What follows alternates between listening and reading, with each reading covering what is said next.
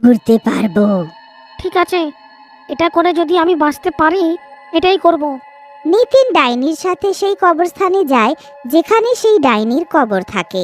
ডাইনি তাকে নিজের কবরের পাশে নিয়ে যায়। চলো, খোলো তাড়াতাড়ি আমার কবর। কিন্তু যেই নিতিন সেই কবরটা খুলতে যেতে থাকে, ও ওখানে রাখা একটা বোর্ড দেখে আর সেটা পড়ে, যেটাতে লেখা থাকে, যে কবরকে খুলবে সে নিজের প্রাণটা হারাবে। এটা একটা খারাপ মহিলা। তার মানে এটা খুললে, না না না, এটা খুললে তো আমি এক্ষুনি মরেই যাব।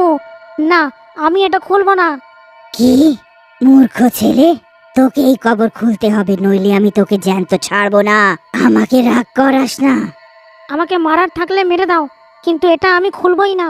আমার মরলে যদি গ্রাম বেঁচে যায় তাহলে আমি মরতে রাজি। ডাইনি নিতিনের এই কথাটা শুনে রেগে লাল হয়ে যায় আর নিজের মুখের আগুন দিয়ে নিতিনকে জ্যান্ত পুড়িয়ে দেয়।